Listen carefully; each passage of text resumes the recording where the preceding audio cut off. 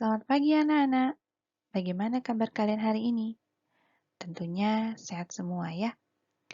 Hari ini kita akan mulai pembelajaran bahasa Indonesia dengan materi teks berita bab 1 Berita Indonesia.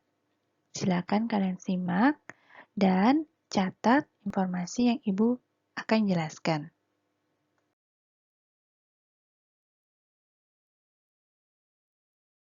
Tujuan kita mempelajari teks berita ini adalah agar memahami pengertian teks berita, mengetahui ciri-ciri berita, mengetahui unsur-unsur berita 5W plus 1H, mengetahui struktur teks berita yang meliputi kepala berita.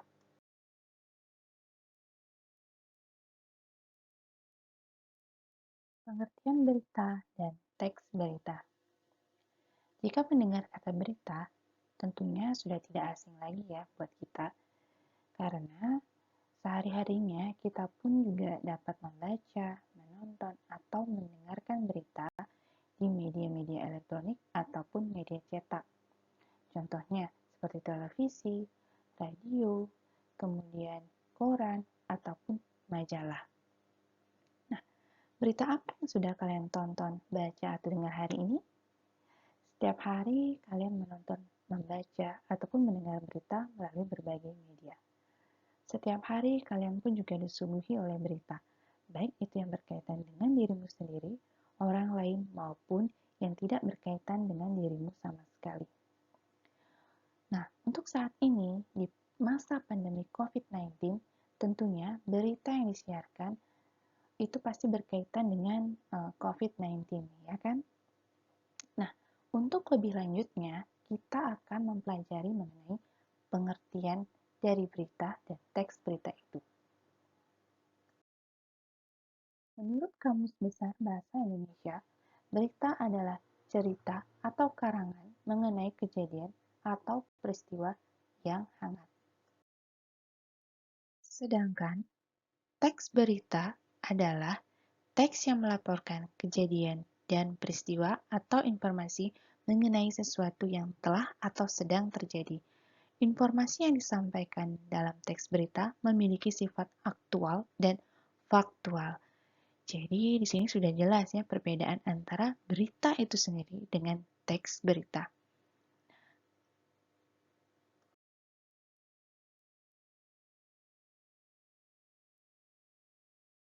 Ciri-ciri teks berita. Untuk mengenali jenis teks berita, kalian harus mengetahui ciri-ciri dari teks berita. Adapun ciri-ciri dari teks berita itu adalah yang pertama itu adalah faktual. Faktual adalah suatu kejadian yang bersifat nyata. Peristiwa tersebut benar-benar terjadi dan tidak terikat oleh waktu, baik kejadian itu terjadi saat ini atau masa lalu. Berita yang disajikan bukan sebuah karya fiksi yang berlangsung sesuai imajinasi penulis. Penulis berita tidak boleh mereka-reka sebuah kejadian atau peristiwa. Penulis juga tidak boleh melebih-lebihkan informasi sebenarnya. Jadi, pada intinya, faktual itu sama halnya dengan fakta, sesuai dengan kenyataan yang ada. Yang kedua, aktual. Aktual itu adalah informasi yang disampaikan bersifat kekinian atau baru, di mana peristiwa atau kejadian yang memang itu sedang hangat-hangatnya menjadi pembicaraan banyak orang. Nah, maka dari itu, untuk sebuah berita tentunya harus mempunyai ciri yang aktual, yang memang sedang hangat dibicarakan saat ini. Yang ketiga, unik atau menarik. Teks berita harus unik atau berbeda penyampaiannya dengan yang lain. Teks berita harus dikemas dengan kata-kata yang menarik. Tujuannya agar menarik perhatian pendengar atau pembacanya. Nah, selain itu, unsur menarik itu berarti teks berita harus memuat judul yang menimbulkan rasa ingin tahu dan ketertarikan dari masyarakat untuk menyimak isi berita tersebut. Peristiwa yang menarik dan diminati oleh masyarakat biasanya bersifat menghibur, aneh, dan memiliki unsur kedekatan. Selain itu, teks berita yang disampaikan mengandung nilai kemanusiaan, kriminalitas, dan konflik. Yang keempat, sistematis dan lengkap. Teks berita disajikan secara sistematis atau berurutan. Penyajiannya disesuaikan dengan struktur dan urutan kronologis peristiwa yang akan disajikan. Semua unsur berita harus terdapat dalam teks berita. Yang kelima, seimbang. Teks berita harus memuat satu peristiwa atau kejadian tidak menyudutkan seseorang atau salah satu pihak. Isi teks berita tidak memihak salah satu pihak. Dan yang terakhir, komunikatif. Bahasa yang digunakan dalam teks berita pada umumnya menggunakan bahasa komunikatif. Maksudnya, bahasa komunikatif itu adalah pilihan kata yang digunakan agar pendengar ataupun pembaca mudah memahami atau mengerti dari isi berita tersebut. Unsur-unsur teks berita. Unsur yang pertama itu ada what atau apa. Bagian ini berisi pernyataan yang dapat menjawab pertanyaan apa, kejadian atau peristiwa yang diberitakan. Unsur yang kedua ada where atau di mana. Bagian ini berisi tentang deskripsi lengkap tempat kejadian. Unsur yang ketiga ada when atau kapan. Bagian ini berisi tentang waktu kejadian peristiwa. Unsur yang keempat ada who atau siapa. Bagian ini memuat keterangan orang-orang yang terlibat dalam peristiwa. Orang-orang tersebut diberitakan oleh pembuat berita. Unsur yang kelima itu ada why atau mengapa.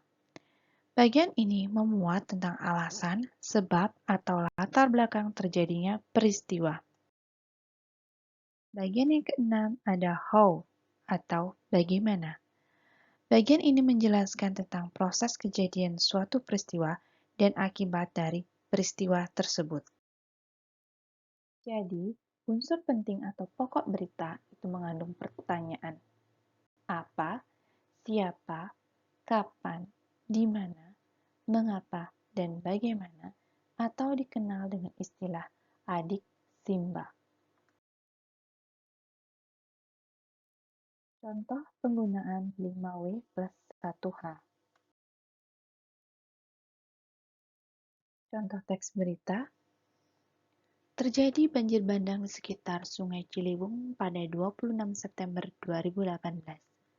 Banjir tersebut diduga karena hujan yang turun sangat deras dari waktu malam hingga pagi. Sebanyak 2 desa terendam dan banyak keluarga yang mengungsi di kampung sebelah. Sekitar 137 kepala keluarga kehilangan tempat tinggalnya karena banjir. Pemerintah segera memberikan bantuan berupa tempat pengungsian, air bersih, makanan, minuman, obat-obatan, dan pakaian. Salah satu penyebabnya juga diduga karena kebiasaan masyarakat sekitar yang membuang sampah sembarangan di Sungai Ciliwung sehingga terjadi banjir ketika musim hujan datang. Setelah Ibu bacakan teks berita tadi, sekarang kita tentukan unsur-unsur beritanya. Yang pertama, kita mulai dulu dari what atau apa. Dengan pertanyaan, apa peristiwa yang terjadi? Jawabannya, terjadi banjir bandang di sekitar Sungai Ciliwung. Kemudian untuk pertanyaan who, siapa yang terlibat dalam peristiwa tersebut? Jawabannya, warga 2 desa yang terendam banjir sebanyak 137 kepala keluarga yang kehilangan tempat tinggalnya. Yang ketiga ada where. Di mana peristiwa tersebut terjadi? Jawabannya, di 2 desa yang berada di sekitar Sungai Ciliwung. Yang keempat ada when. Kapan peristiwa tersebut terjadi? Jawabannya 26 September 2018. Why? Mengapa peristiwa tersebut bisa terjadi? Jawabannya, karena kebiasaan masyarakat sekitar yang membuang sampah sembarangan di Sungai Ciliwung. Dan yang terakhir itu ada how. Bagaimana peristiwa tersebut terjadi? Jawabannya, hujan tersebut sangat deras dari waktu malam hari sampai pagi hari, sehingga terjadi banjir yang membuat 137 kepala keluarga kehilangan tempat tinggalnya dan mengungsi. Nah, seperti itulah caranya menentukan unsur-unsur berita. Kalau what, berarti dia mengenai peristiwa apa. Kalau who, berarti mengenai siapa atau orang, korban, ataupun pelaku yang terdapat dalam sebuah berita. Where, berarti dia berkaitan dengan tempat. When, itu berkaitan dengan waktu, kapan peristiwa tersebut terjadi. Kalau why, itu berarti sebab, sebab terjadinya peristiwa tersebut. Kemudian kalau how, itu berarti dia menjelaskan bagaimana proses terjadinya peristiwa tersebut. Nah, sudah Ibu jelaskan? Apakah kalian sudah paham? Tentunya sudah ya. Struktur teks berita. Secara umum, berita mempunyai struktur sebagai berikut. Yang pertama, itu ada judul berita. Yang kedua ada teras berita. Yang ketiga ada tubuh berita. Yang keempat ada ekor berita. Susunan informasi dalam suatu berita itu tersaji dalam bentuk piramida terbalik. Bagian awal itu merupakan bagian penting dan semakin ke bawah berita itu merupakan pemerincian yang kurang penting. Dengan kata lain, segi kepentingan informasi semakin ke bawah itu semakin berkurang. Sebaliknya, informasi paling penting berada di bagian atas. Judul berita merupakan kata kunci yang mewakili keseluruhan berita. Teks berita itu harus memuat judul yang menimbulkan rasa ingin tahu dan ketertarikan dari masyarakat untuk menyimak isi berita tersebut. Peristiwa yang menarik dan diminati oleh masyarakat biasanya bersifat menghibur, aneh, dan memiliki unsur kedekatan.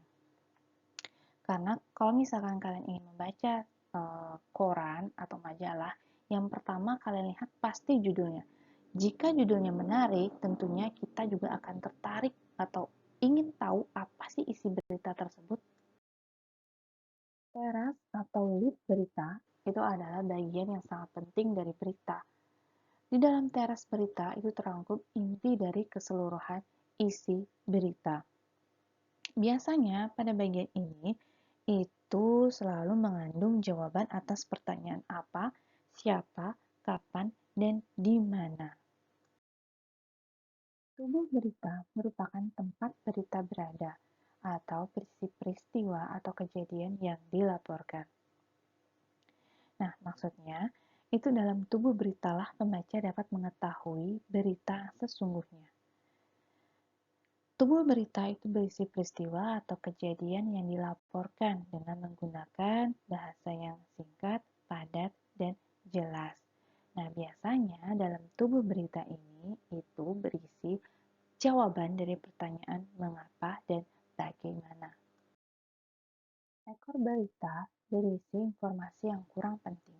Bagian ini berada setelah kepala dan tubuh berita. Bagian ini tidak memiliki kaitan langsung dengan judul berita. Perhatikan contoh berikut. Remblong, sebuah mobil mewah menabrak pembatas jalan. Bagian ini merupakan dari judul berita. Telah terjadi sebuah kecelakaan hebat kemarin malam di Jalan Tol Cipali pada tanggal 4 Maret 2015. Sebuah mobil mewah ini dikemudikan oleh seorang anak muda yang bernama Agus.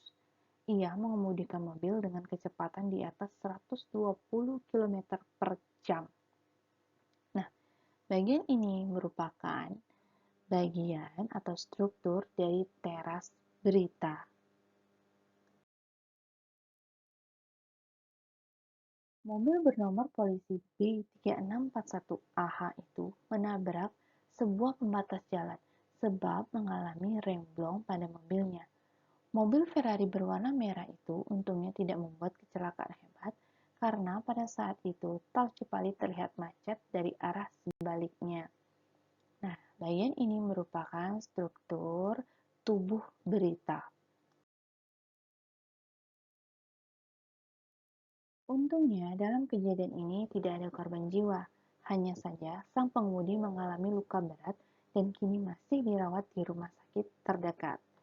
Nah, bagian akhir ini merupakan dari struktur ekor berita.